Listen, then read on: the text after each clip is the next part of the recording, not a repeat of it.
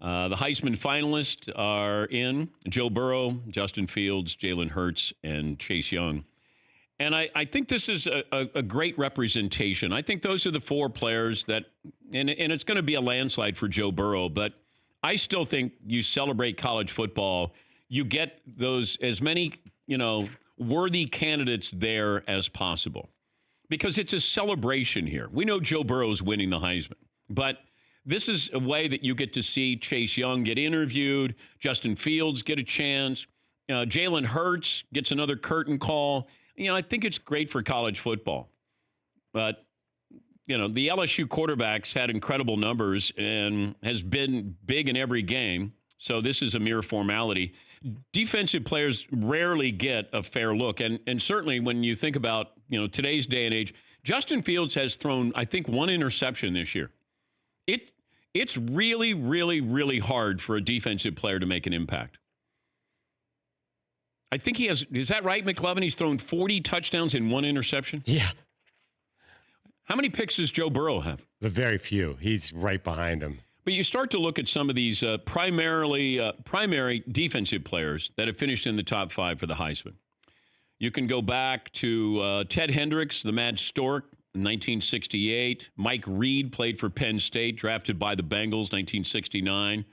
Rich Glover was at Nebraska, nose guard. Ross Browner, Notre Dame. Hugh Green finished second in 1980. Terry Hogue, really talented defensive back for Georgia, I think played for the Eagles. Brian Bosworth, he finished fourth. Steve Entman, who might have been the most dominating player I saw that year, 1991 with Washington. Marvin Jones at Florida State. Charles Woodson, he won the Heisman. Ndamukong Suh, Tyrann Mathieu, Manti Te'o finished runner-up, and Jabril Peppers was in the top five as well. Yes, Paul? If you remember, Michigan let Charles Woodson return kicks, return punts, and catch a few passes, and that put him over the top.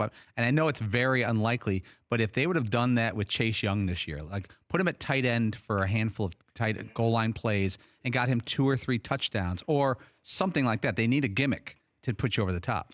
And that's what won it for Desmond Howard. Tim Brown won the Heisman because he returned kicks. He was a good wide receiver at Notre Dame. He didn't put up great numbers because Notre Dame wasn't, but probably a primarily a passing team. They were a running team. Rocket Ismail.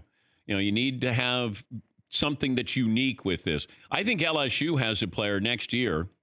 Is it Stingley McLovin?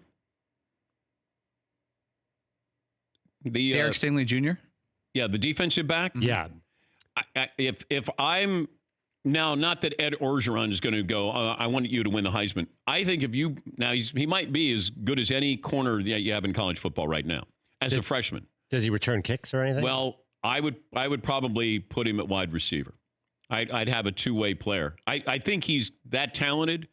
And you might have one of those two-way players that he might, have a chance. And that's Darryl Stingley's grandson. And I think he's a true freshman. But he's special.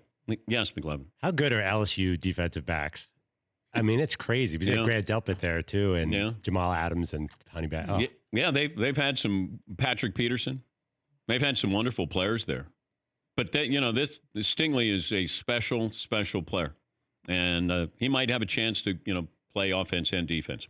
For more Dan Patrick Show, tune into Audience Channel 239 on DirecTV. Stream for free on BR Live or download the Dan Patrick Show app.